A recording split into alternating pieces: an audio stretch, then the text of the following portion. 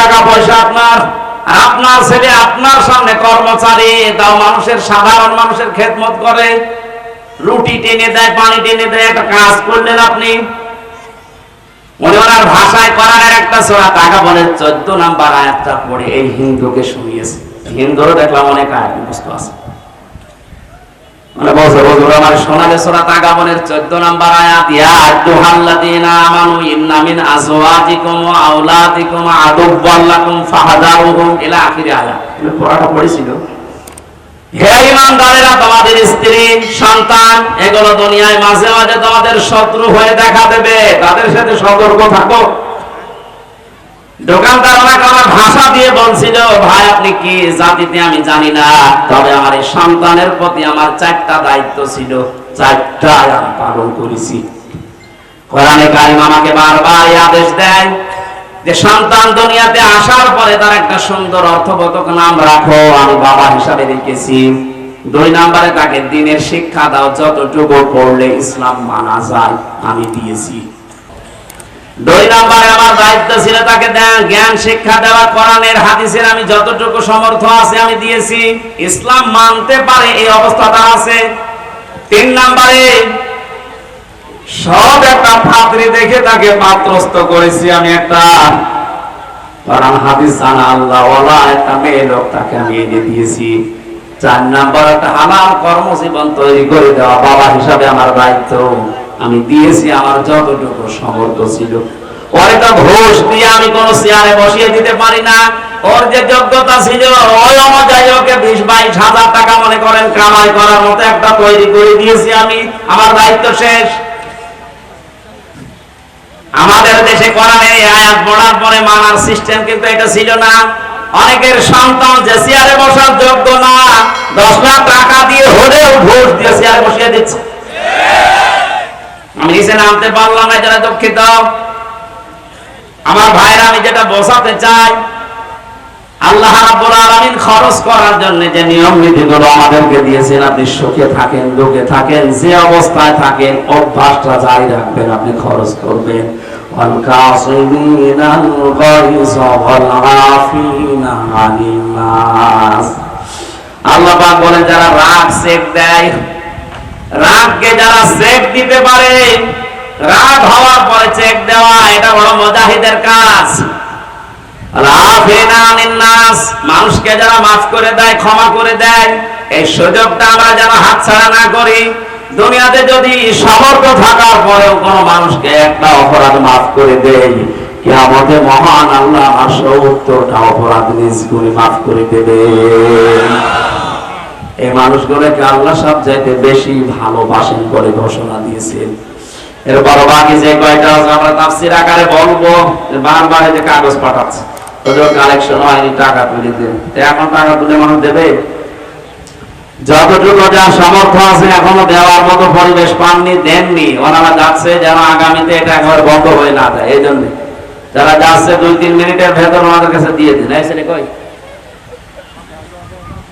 এটা কত ঝামেলা বারবার।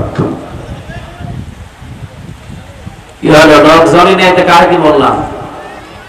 হ্যাঁ, নিজেরা দায়িত্ব নিয়ে কয়েকজন তৈরি করে দেন তো। যুবক যারা আছেন যে ব্যাস মারা ওরা যাচ্ছে, ওনাদের হাতে আপনারা বের করে দিন, 2-3 মিনিটের ভেতরে দিয়ে দেবেন। ভাইয়েরা যেন একেবারে হতাশ হয়ে না পড়ে।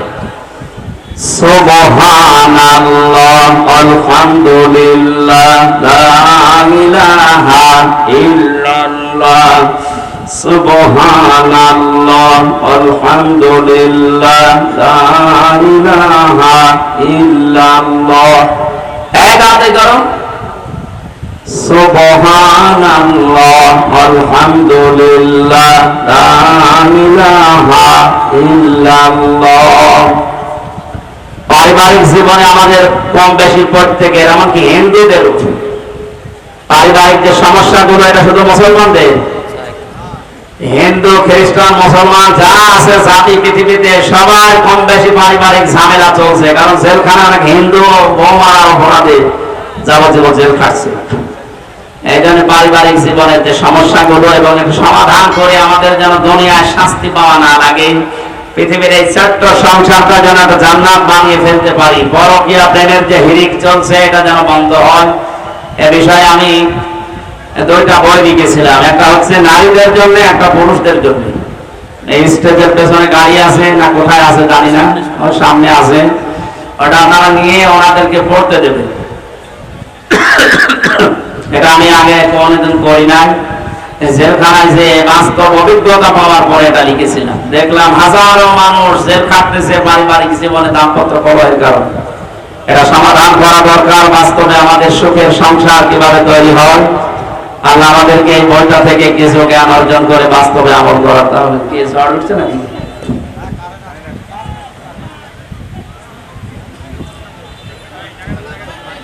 একটু তাড়াতাড়ি করুন ভাই, যতটুকু সমর্থ আছে আপনি 1 টাকা হলেও দিয়ে যাবেন।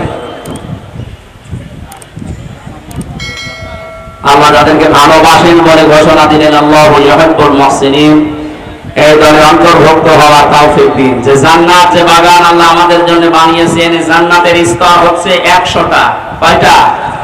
আমরা অনেকে জানি জান্নাত একটা, জাহান্নাম একটা। এর স্তর 7টা বা 8টা না, জান্নাতের স্তর 7টা না। কোরআনে আমি 100টার উপরে পেয়েছি।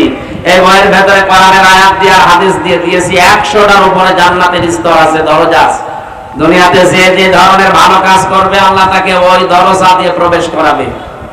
বেশি প্রচলিত যেগুলো আছে জান্নাতুল ফেরদাউস, জান্নাতুল মাওয়া, দারুস সালাম, জান্নাতুল নাঈম, জান্নাতুল আদন, জান্নাতুল খুলদ, জান্নাতুল আলিয়া, দারুল কারার।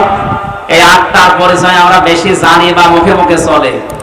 মাকাম সিদকিন আমিন, এই সমস্ত জান্নাতের যে দরজা আছে, স্তর আছে, অনেকে জানি না। এর ভেতরে 100টার উপরে স্তর দেওয়া আছে। আমরা জান্নাতের 100টা স্তর, যে আমল করলে যে স্তর দিয়ে, যে দরজা দিয়ে আল্লাহ প্রবেশ করাবে, জান্নাতের এই দরজাগুলোর পরিচয় কালকে আমার মাহফিল আছে দিনাজপুরে। কোন যেন কাহারোলে আছে দিনের বেলা, ওই জায়গায় অন্তত 8টা পরিচয়, কোন কাজ করলে কোন জান্নাতে আপনি যেতে পারবেন দরজা দিয়ে, ওখানে শোনাবো ইনশাআল্লাহ। আর রাতের বেলা আছে রানী শঙ্করে, ওখানে বাকি যে কয়টা আছে দেখি বলতে পারি কিনা। খুব কষ্ট হচ্ছে গরমে, আর বলছি না। যারা যা দিয়েছেন আল্লাহ যেন কবুল করেন। আল্লাহু আমিন।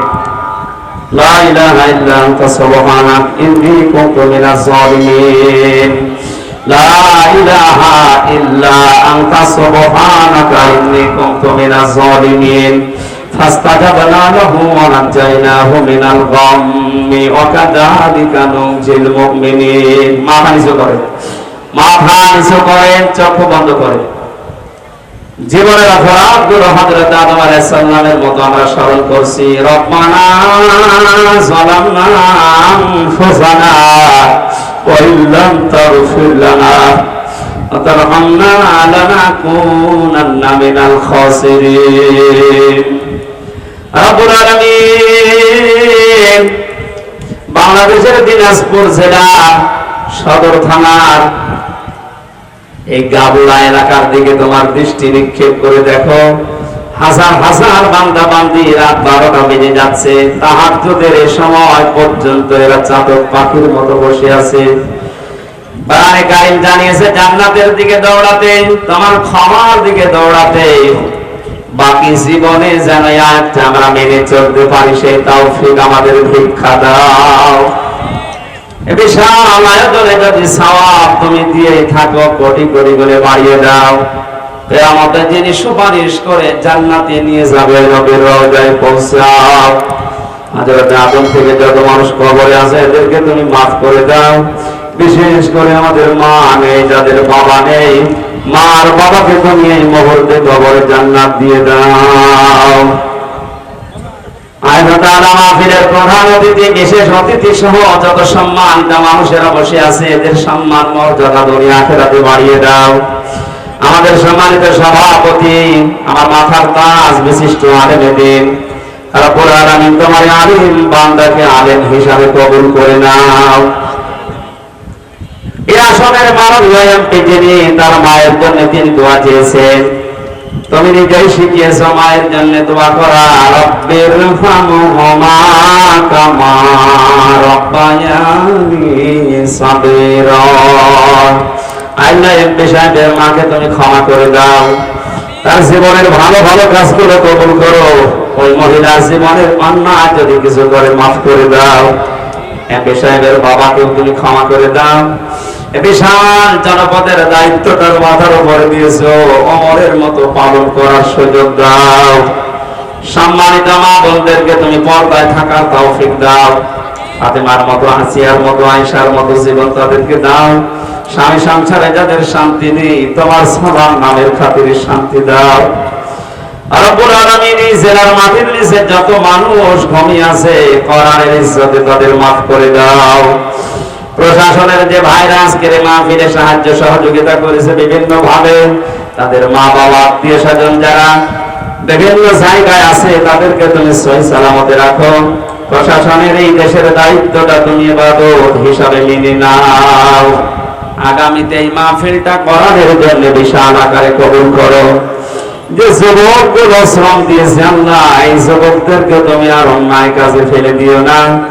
মরণ পর্যন্ত এদেরকে হেদায়েতের উপরে থাকার তৌফিক দাও।